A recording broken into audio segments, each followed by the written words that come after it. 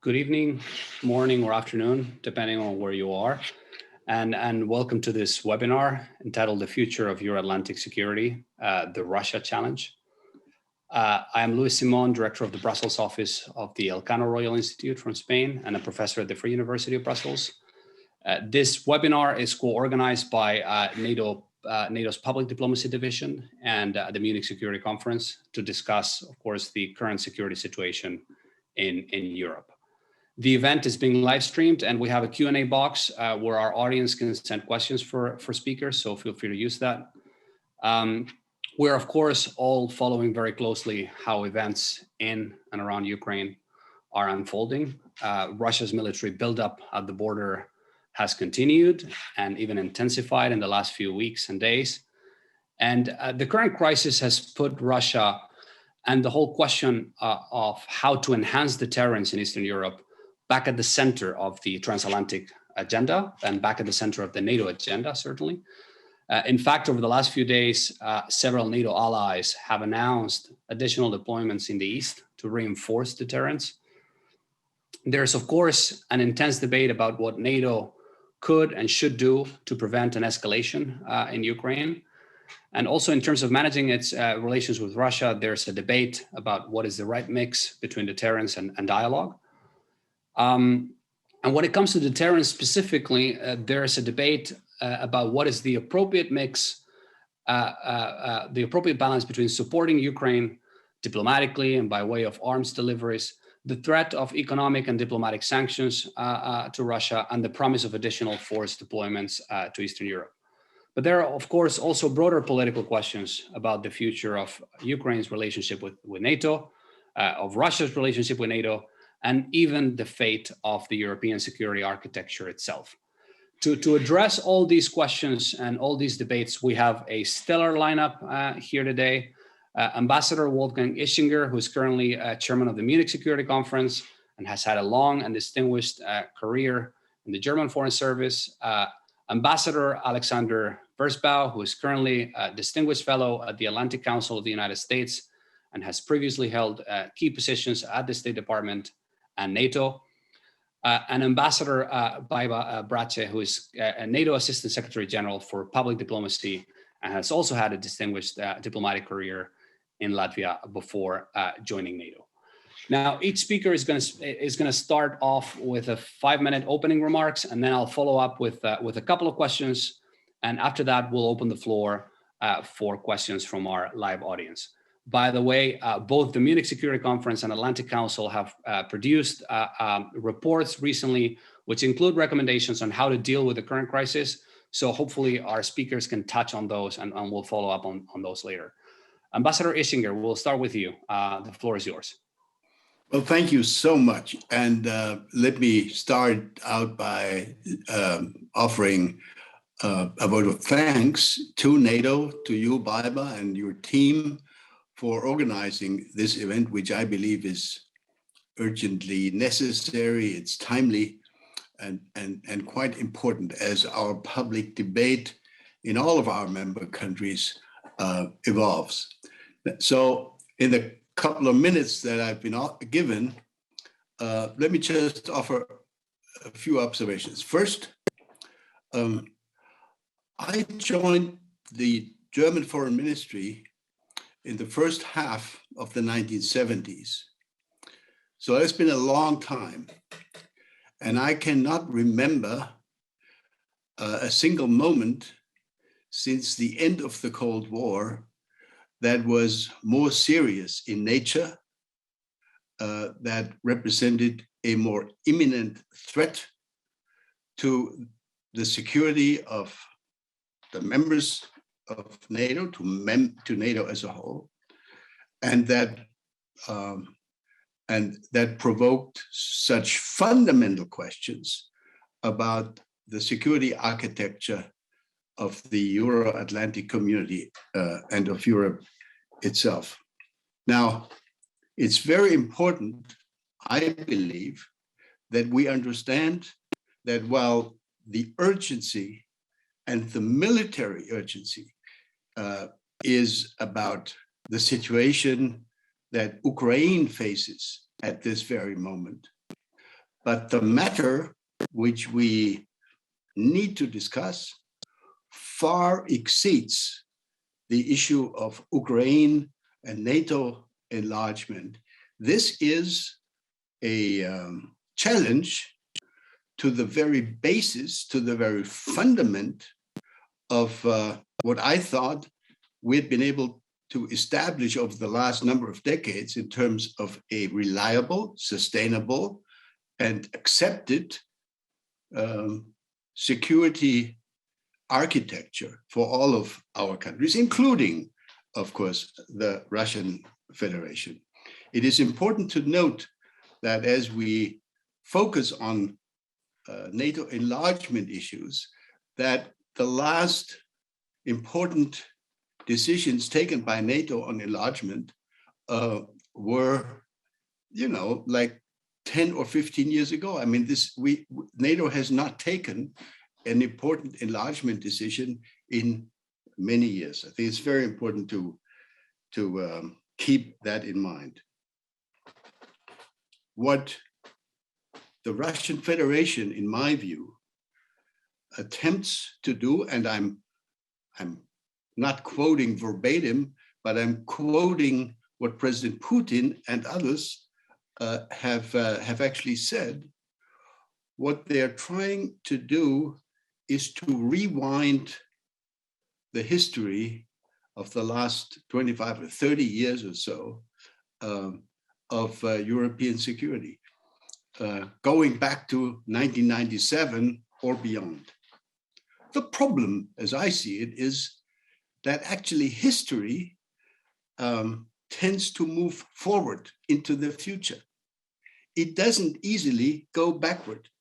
And the attempt to rewind history backward ignores that the countries that we're dealing with, whether we're talking about Ukraine, whether you're talking about Russia or Germany or the United States or Georgia for that matter, these countries are in 2022 very different countries from where they were in 1997. And that is particularly true for the countries in Central and Eastern Europe.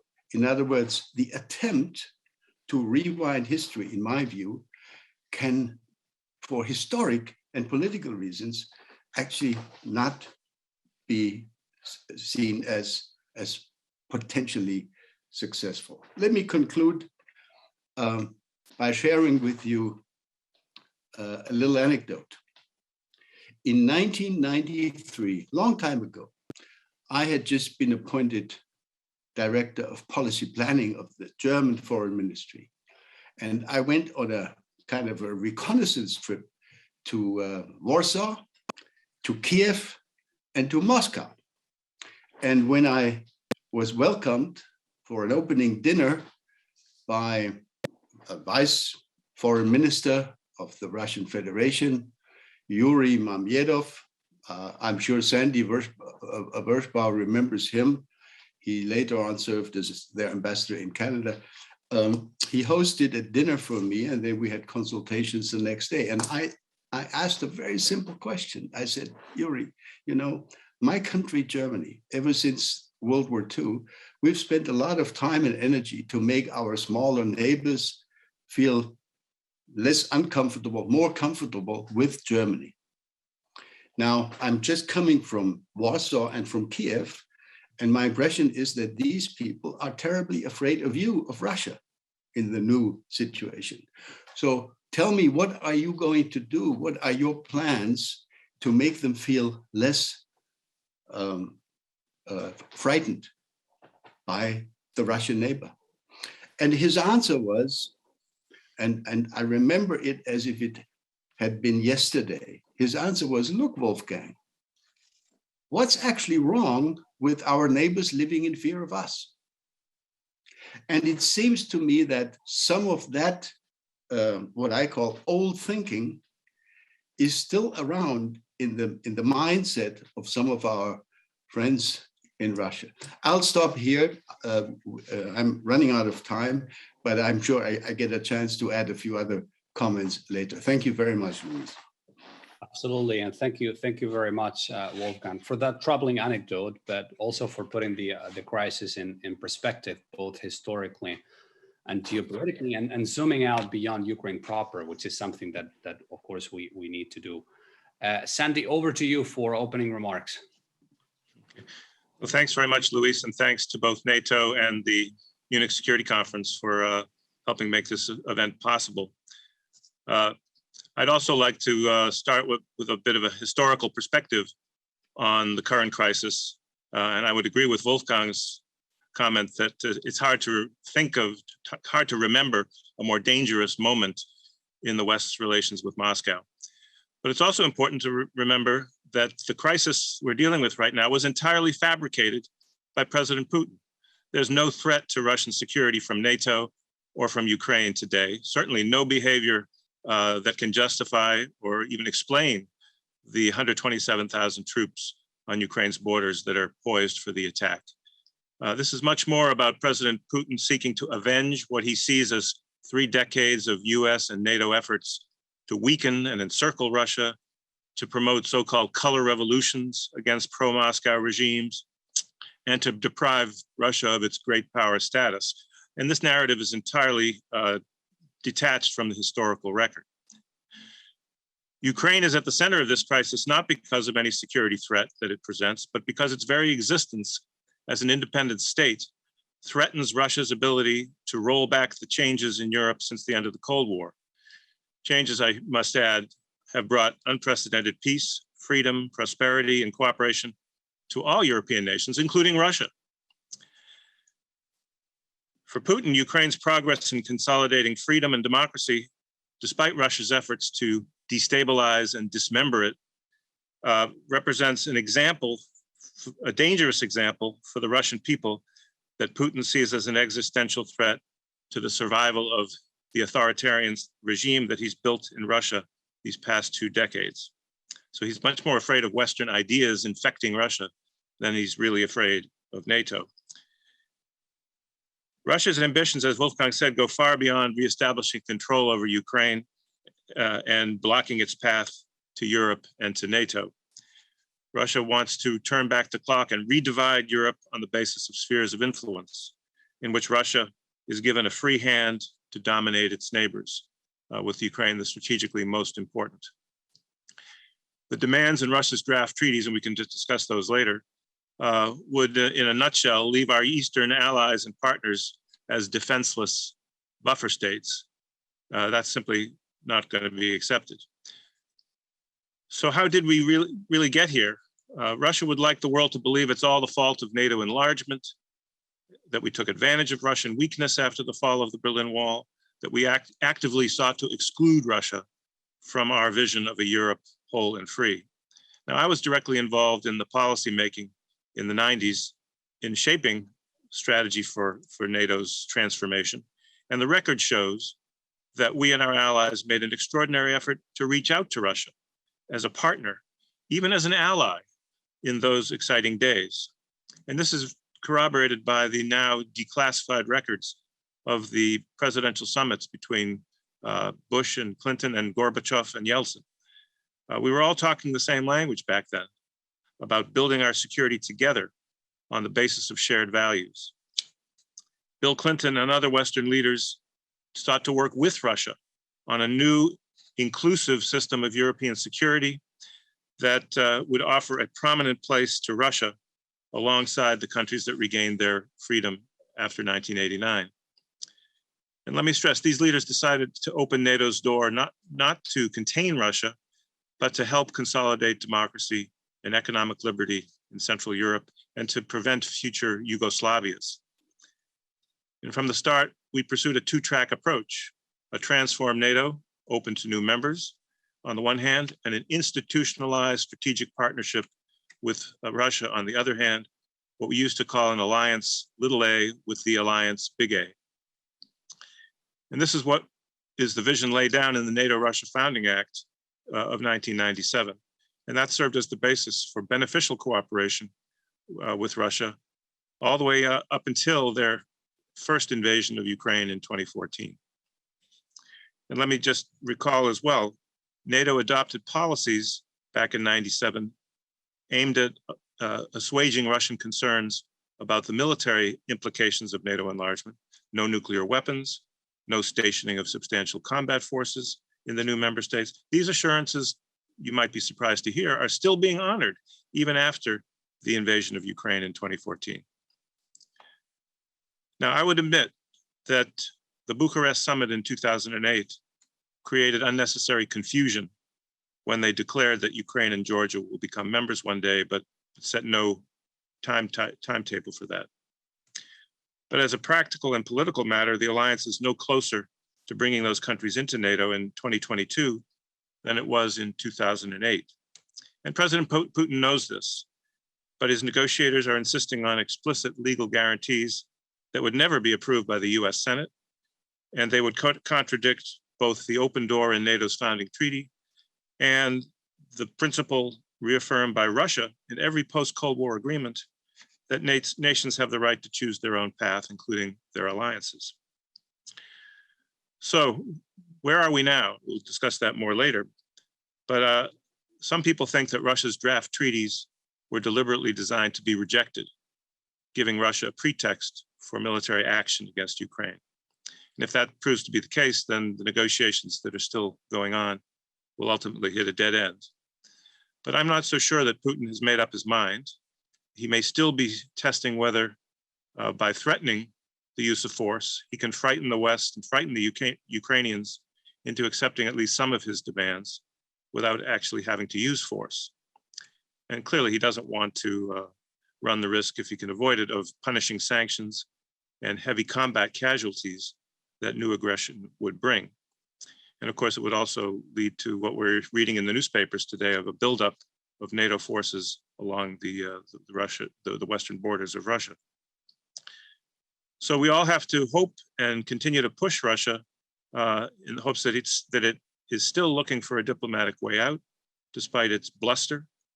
Our governments have said that while the draft treaties as a whole are non-starters, they do contain more limited proposals for arms control, for risk reduction measures that could offer a way forward as long as they're applied on a reciprocal basis. And agreements along these lines could stabilize the situation in the short term and serve as the beginning of a process to update and perhaps even expand the European security arrangements that were adopted after the fall of the Berlin Wall. So NATO and the United States are preparing written responses to the Russian proposals, which will be delivered in the next couple of days. And we'll see in the next few days whether measures of the kind I just described will be enough to convince Putin to step back from the brink, or whether diplomacy will have run its course. Let's hope diplomacy still has a chance and do everything we can to incentivize Russia to choose the diplomatic path rather than to choose the path of war. Terrific. Thank you. Thank you very much, Sandy, also for highlighting the importance of ideas and values and how they are seen as threatening by the Kremlin, which is an issue that you also develop in your recent Atlantic Council report. And also for touching on the recent history of NATO-Russia relations, which is something I'd like to come back to later on. But let's now go over to Baiba for opening remarks. Baiba, over to you. Good evening. Thank you so much, and great to be together with you tonight. Of course, it would be even better to be together in the same room, and I just can only hope that that day comes very, very soon. And I would like to thank Wolfgang, our distinguished ambassador, Ischinger, the chairman of Munich Security Conference, for our long-standing cooperation and for this very pertinent debate tonight. Also for the introductions that you made, looking back at your career at the Foreign Service of Germany and sort of providing the perspective. And of course, Sandy, with your experience, both within the US administration and the former ambassador to Russia and the Deputy Secretary General here at NATO, You have the widest perspective from different angles of again, both the today's and historical perspective, how it looks. So it's a variety of angles we have heard. I'm also grateful to Luis Simón of the ElCano Institute in Madrid, because Madrid will be hosting the next NATO summit with a number of very important decisions to be made, including the strategic concepts, the new strategic concepts that will be adopted by our leaders. And that will be an important work in progress for all of us here in the months to come leading up to the summit. Where we are currently, indeed, the whole of NATO is united. We are very united in understanding how serious this situation is for the security of NATO, for all allies, for the peace and security of the whole Euro-Atlantic region. Because, of course, what is the main mission of NATO? The main mission of NATO is peace and security for its 1 billion citizens. Having said that, indeed, it's in the wider context that allies are very much united also towards their support to Ukraine, to other partners, especially as regards their right to choose. Their right to choose whether they want to be part of a certain alliance of the organization, whether they want to live in accordance with certain values that are compatible with our alliance or with something else. But whatever they choose, it's their security arrangement. And this arrangement and this right to choose their security arrangements indeed have been recognized also by Russia as part of the Helsinki Final Act, as part of the Istanbul Charter, Paris Charter. So in a number of wider international documents, but also indeed as part of the NATO-Russia Founding Act, as Sandy rightly mentioned. So in order to fulfill, both clearly these main mission of NATO to guarantee security and if necessary, defense of its 30 allies, but also in order to provide this wider international context, allies clearly have decided to strengthen security defense with military means, but also with increased political consultation, shared intelligence, among the allies, but also with partners, if necessary, in accordance with certain rules, but also indeed to support Ukraine in practical way, to engage with wider international partners, be it Finland or Sweden, or be it, of course, the most important organizational partners, the European Union. You will have seen that the Secretary General participates in a number of meetings, regularly meets his counterparts from the EU. So Europeans, we as Euro-Atlantic community are indeed united in both evaluating the situation, but also in terms of trying to find the means how to improve that situation that is worsening. And in this respect, NATO is very clear and very united also in its relationship with Russia. And it's based on two main pillars. One is to deter if there are actions that threaten security of Euro-Atlantic community. But second, to genuinely engage in a dialogue. And in that respect, again, NATO is united. As different as we are, 30 allies with different backgrounds, with different understanding possibly of the situation. But we are united in very much saying to Russia, yes, the deterrence is there, but we are very open to the dialogue, and we actually mean it, that not only we are ready to discuss your proposals that not necessarily to correspond to our understanding of how security should be managed, but we are ready to discuss. And we will give you our proposals that we are currently discussing, the allies themselves, and also in consultation with the US. So this is currently where we are. The three big pillars, the security and defense of the allies, the support to Ukraine and other partners as far as they really need the support and they want the support and their right to choose as part of the wider international principles. And to Russia, yes, indeed, we hear you. You want to discuss certain things. We are open to dialogue, but we take your behavior very seriously. And if that behavior is threatening us, we will take decisions and measures that are necessary to ensure that our security is there, our defense and deterrence is there, and that the basis for what has been the success of NATO for more than 70 years, guaranteeing the peace for its citizens, will be maintained. So I think it's pretty clear, and on the basis of that, we should be able to make Russia hear us too. Excellent. Thank you very much, Ambassador, for unpacking that logic of deterrence and dialogue and combining the two, and also for touching on the question of NATO unity, right, which is indeed critical for that dynamic to work. Thank you all indeed for the excellent kickoff. Let me perhaps follow up with a couple of further questions before taking some questions from the audience that are already coming in. And let me start with you, Wolfgang. Why is Germany not willing to allow the delivery of defensive weapons to Ukraine? Can you perhaps give us a sense of how this debate is unfolding within the new coalition government?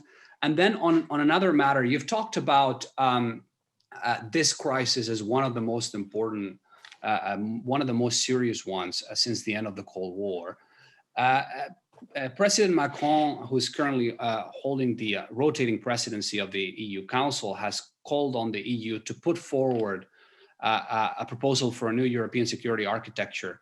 So what are your thoughts on that? Is there a risk that this creates divisions at a time when transatlantic unity seems to be so important, or is that not an issue? Well, thank you very much, Luis. Extremely interesting questions. I'll try to be very brief, but allow me to start with yet another question that is particularly relevant to the situation in Germany.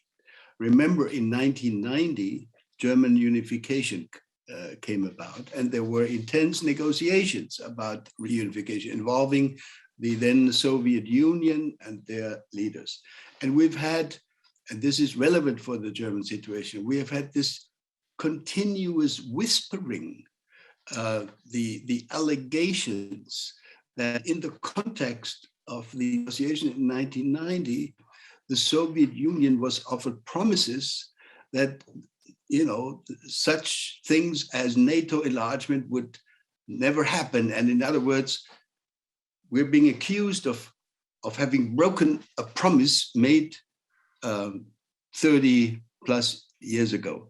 I just want to be very clear. Sandy Vershbow mentioned the NATO-Russia Founding Act. I happen to be among those on the German side who helped to negotiate this piece of paper. And it is, you know, it is crystal clear that in 1997, by signing the NATO-Russia Founding Act, the Russian Federation accepted, with all sorts of qualifications and restrictions on the Western side, the Russian side accepted the idea and the principle and the process of NATO enlargement. Not once did the chief Russian negotiator, during the discussions we had for months, raise the objection that actually this entire negotiation shouldn't happen because different promises had been made. Not once. So I just want to make sure that everybody understands this is simply not something that we need to discuss. Russia accepted NATO enlargement in 1997. Now, to your question. First, well, the German tradition for many, many years, of course, having to do with our own World War II legacy, the German tradition has been to be particularly careful and restrictive about arms exports. We've actually violated our own principle many times. And while the current government, the new government, believes the best course for us, leaving aside what others want to do, is not to get into the business of delivering lethal weapons to Ukraine. There is actually a very lively debate going on as we speak in Germany. not only does the opposition question the wisdom of this decision, there are even voices within the new coalition government, tripartite coalition government, that suggest that this is actually not the right approach, and that we should join others in helping to sustain and to reinforce Ukrainian defense efforts. Let me add, I'm not a government spokesman, obviously, but let me add that Germany has, over the last number of years, done more than any other European nation to help, to offer aid to Ukraine.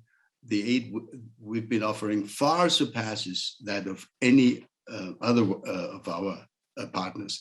That is not an excuse for not participating in the weapons delivery system, but it's just an added remark to show where we've been.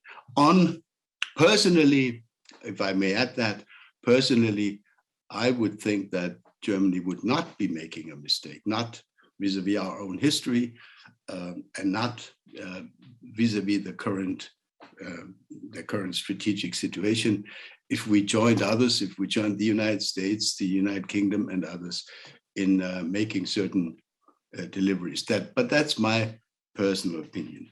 On the Macron idea, well, let me simply say that I thought it was a mistake half a year ago when the idea was presented in the European Union for the European Union to engage in a top-level discussion with Russia.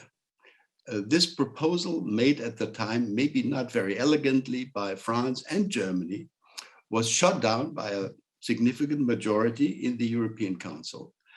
And I continue to believe that it is not okay for the European Union, if we believe that the European Union should develop itself into a credible and serious international actor, if the European Union doesn't even try to engage with President Putin and others in the Russian leadership. In that sense, I believe that the Macron proposal is a meaningful one, and it should, of course, not be construed as an attempt to create a European model, uncoordinated and standing next to a kind of a NATO model. Of course not. That would not make any sense.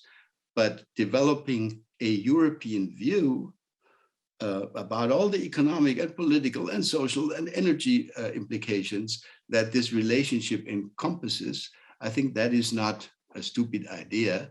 And we have now reached a point, and I'm sure Baiba would not want to disagree with me, where NATO and the EU are in such tight and close cooperation and trustful cooperation that I think there would be no problem with working together even more closely to develop ideas about the future of a security architecture that would be desirable for us, all of us. Thank you, Wolfgang, for your answers, but also for coming back to the debate on the so-called promises, which is indeed a key issue, because there's a lot of speculation, not only in Russia, but also by academics and experts across the West about NATO enlargement going too far. And you actually do a fantastic job in your op-ed in debunking that myth, which is something that you tackle now. So I recommend all of our followers to take a look at that op-ed. Sandy, it'd be great to get your thoughts on Macron's proposal as well for a new European security architecture and how it is being perceived in Washington. But I'd also like to ask you a more of a deterrence-related question. You were also involved in the NATO-Russia Founding Act. An important assumption over the last few years has been that the collective defense of the Eastern members of the alliance should be based on the principle of deterrence through reinforcement, rather than the deployment of or stationing of substantial large combat units in the East. And that was, of course, a reflection of the strategic context at the time. But we're now in a different context, strategically and politically, right? Especially after the annexation of Crimea and the end of INF, the INF Treaty. There's been a lot of discussion about Russian missiles and so-called anti-access and area denial capabilities, and how they can complicate NATO's reinforcement plans in the eastern flank in the event of a crisis. And you've also written about this. So as we move forward with the debate on the Madrid strategic concept, do you see any room of maneuver for a change of paradigm in terms of NATO's approach to deterrence in the East? What would a more meaningful permanent military presence in the East mean? And would it be strategically advisable and politically feasible? Thanks, Luis. Two good questions. As I said in my opening remarks, I think it would be fine if the talks that the US and its allies are offering to Russia on arms control, on risk reduction measures, served as the starting point for a broader negotiation in which we would review and update the European security arrangements that we've been working with for the past 30 years. Some of the Russians' complaints about those may be exaggerated, but doesn't mean we shouldn't sit down and discuss it. But if we do that, we have to, first of all, I think, coordinate very closely on both sides of the Atlantic. And I think that's where some people get a little nervous when President Macron offers initiatives that seem to be sort of freelancing rather than working within a strong Western consensus. And secondly, we need to make sure that the Russians understand we're not going to compromise on some very fundamental principles like state sovereignty, territorial integrity, peaceful settlement of disputes, all of which Russia, of course, has been violating lately. But with a good foundation of these basic principles, we could engage with the Russians. And this is a process that might take some years, and everyone will be talking to the Russians in their own channels. But we have to be on the same page as the Western free world in engaging with Russia on such an important matter. On your second question, I think it is indeed going to be inevitable that as part of this review of the strategic concept, which is going into a high gear now in preparation for the Madrid summit, that we revisit some of the assumptions regarding our defense and deterrence strategy that were hammered out, particularly after the Russian invasion of Ukraine in 2014, which, as you said, is based largely on a strategy of rapid reinforcement rather than the emplacement of large standing forces on the front line, as was the case on the inter-German border during the Cold War. That doesn't necessarily mean a paradigm shift. I think given the multiplicity of geographic areas that have to be defended, it may not be affordable to put literally hundreds of thousands of troops in the north, in the east, in the south, that could be required for a full shift away from reinforcement. But I think a larger forward presence, a more robust, multi-domain forward presence may be needed, building on the very small battalion-sized units that we have now in the 3 Baltic states and in Poland. And I'm part of a study group that's looking at the next strategic concept, and we're looking at the idea of a comprehensive forward presence that would beef up NATO capabilities in the north and in the south, including Romania and the Black Sea, so that we're not caught by surprise by some kind of Russian hybrid scenario before we're able to present a credible response. So this will be controversial and it will be expensive.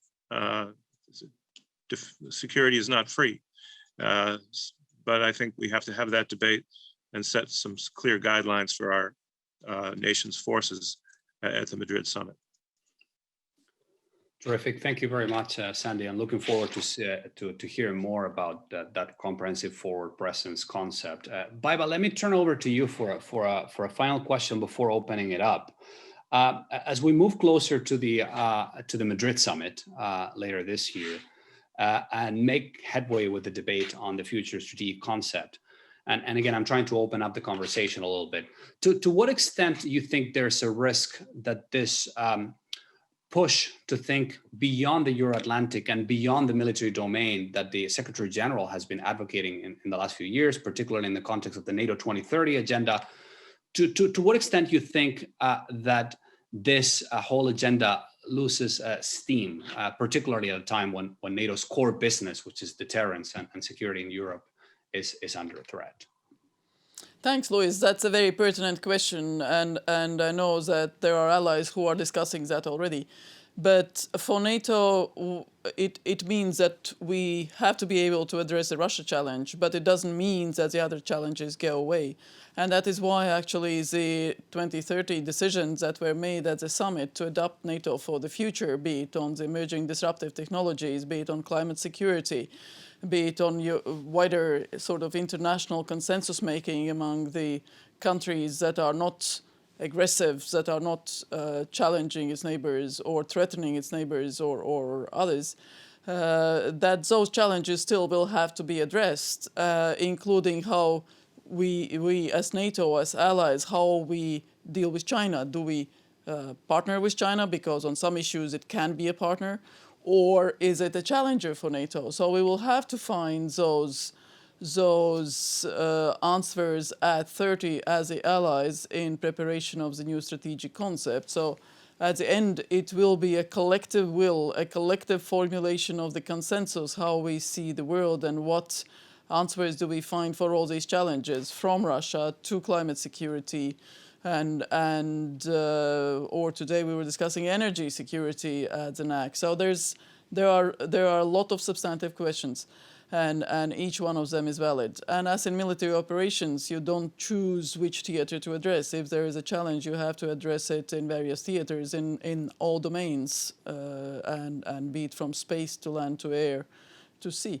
And it's just the reality. So our military is indeed adapting as we speak. Remember in 2014, when Russia invaded Ukraine for the first time, there was no NATO's enhanced forward presence in the Northwest. There was no sort of perceived need to strengthen that deterrence and defense. So as more Russia challenges the international agreed order, as more Russia is aggressive to its neighbors, as more Russia threatens with its behavior, be it Ukraine or other countries, indeed, as more seriously we take our security, deterrence and defense responsibility. It's a commitment that we have to each other as allies. And in the same time, the challenges in cyberspace, in space, on our undersea cables, that all also needs addressing, and of course, especially the strategic challenges such as climate security and climate change. So indeed, both political will, military adaptation, the military capabilities, the development, the use, but also interoperability, command control, and everything that is needed to ensure all those main tasks that we as the alliance have towards our citizens, but also to wider international community. Terrific. Thank you very much. This is, of course, a recurring debate within NATO. And we're going to follow up in a minute on the whole discussion about walking and chewing gum at the same time, because there's a related question from the audience on that. So we've got about 15 minutes left, and we have a lot of questions coming in. So what I propose to do is I'll just collect a few, and then if there's time, we'll go for a second round. So let me, and we'll continue in the speaking order.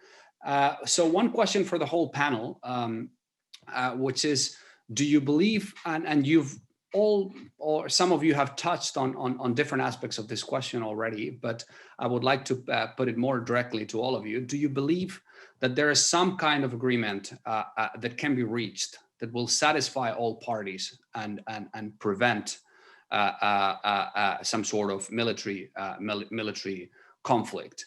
And if so, what is it? What is the landing zone, so to speak, for some sort of agreement at present? Second question, and you should all feel free to pitch in, but perhaps more specifically for Sandy. Could Russia and China team up in order to wage a two-front war against NATO and the United States in Europe and Asia simultaneously? The question is specifically about Taiwan and Ukraine, and specifically about war, but it can also be extended to peacetime competition and the challenge of manning two theaters simultaneously. Another question, perhaps more specifically for Baiba, how important is the engagement and mobilization of civil society and opinion leaders across NATO, as opposed to government, the military, and so on?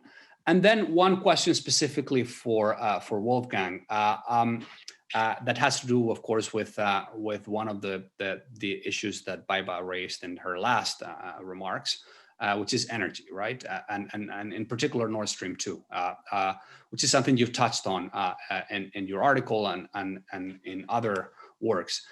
In the past, we know that Russia has looked at energy policy through a strategic lens as an instrument of influence and political intimidation.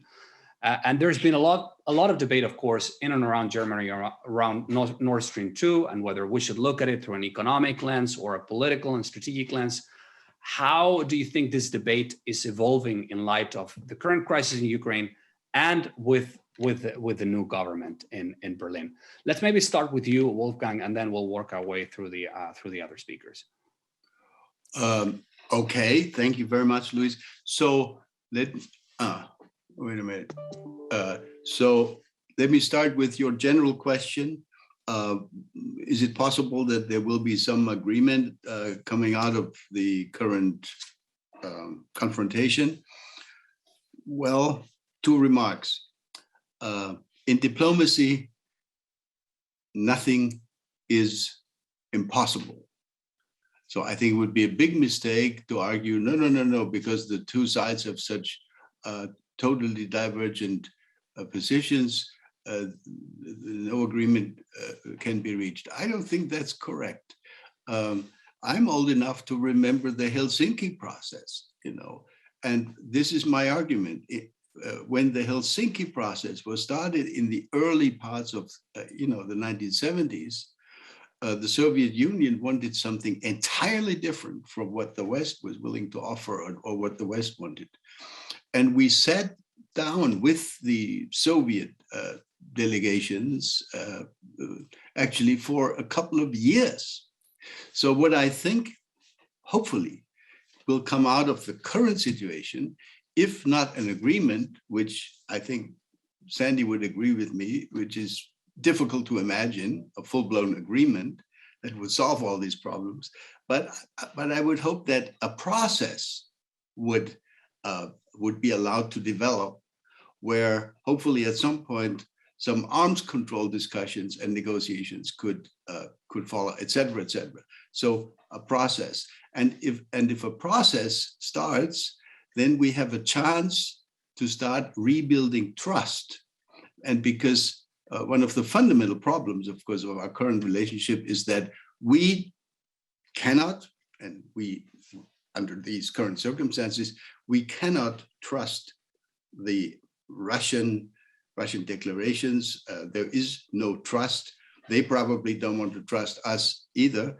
And rebuilding a little bit of trust, I think, is very important. On energy and Nord Stream 2, quite frankly, it's a little bit like with the question of weapons deliveries. The new coalition in Berlin is not really united on this issue. Some, the Greens, have been opposed to Nord Stream. They would have rather shut it down rather than let it continue to let it be built, et cetera, et cetera. What I think is going to happen in the medium and long term is that increasingly my own country will give up its traditional claim that energy is a national matter. We've now learned, and we've already accepted in parts of this process, that the process should be governed by EU regulations. In other words, the certification of the pipeline, whether it can be given the green light to operate, includes the European Commission. That would not have been possible for me to imagine as recently as 2 or 3 or 4 years ago. So I think we have a process of Europeanization of energy policy, and that would, if I'm correct, that would be a step in the right direction. Thank you. Thank you very much, Wolfgang. Sandy, over to you on the potential solution and the China-Russia. Okay, yeah. Just briefly, I agree with Wolfgang that while an agreement that resolves all these issues is unlikely in the coming days, but there may be a more narrow agreement possible on, for example, mutual restraint on any new deployments of medium-range missiles, including in Ukraine, that might be enough for the Russians to pull back from the brink and then begin a longer-term negotiation with a broader scope, including a review, as I said, suggested, of European security architecture. We shouldn't shy away from that as long as we stand by our principles. On this two-front war, that's a lot of people's nightmare scenario, and certainly it would present tremendous complications from the US and NATO point of view. But I think it's unlikely. The Chinese have been very careful not to support, at least directly, Putin's revisionist claims to Ukrainian territory. As far as I know, they did not support the annexation of Crimea. And I think that they have too much at stake in their relations with the United States and with Europe and with the rest of the world to kind of put themselves into the status of pariah state, which is where they would be if they conspired with Putin to make a move on Taiwan while he was engaging in aggression against Ukraine. But we have to be very clear with the Chinese that they would pay a heavy price, and that they should best stay out of it.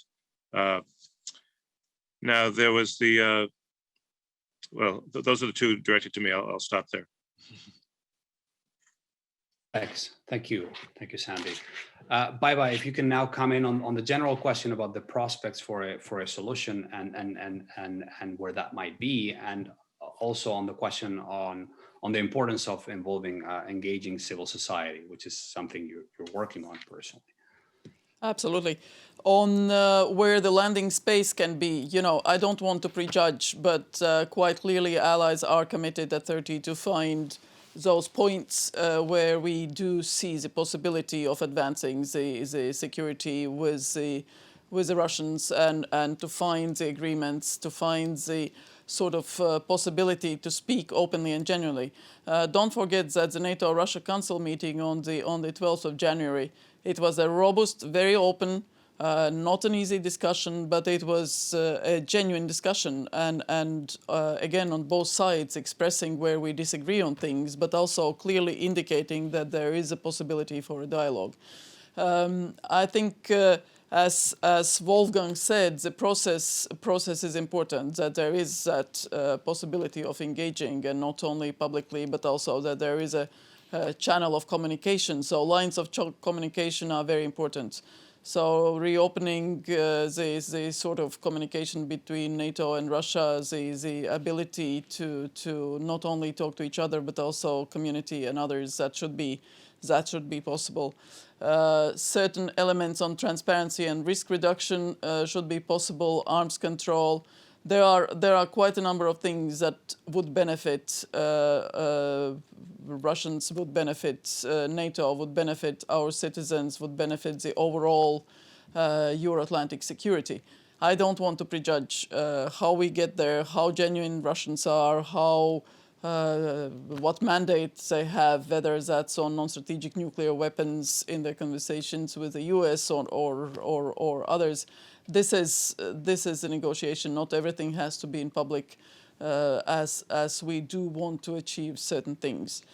On civil society, your question is very pertinent, of course, because at the end we are all part of the society, and the fact that we are at NATO is not a coincidence. Those are societies that are based on certain values.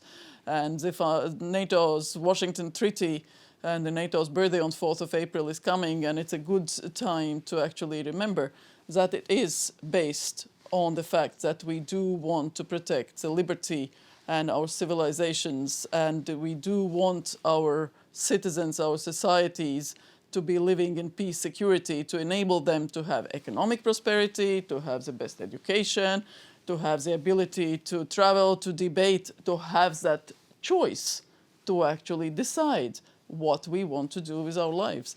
And NATO is that fundamental arrangement that enables us for not only one ally, but for all 30 allies.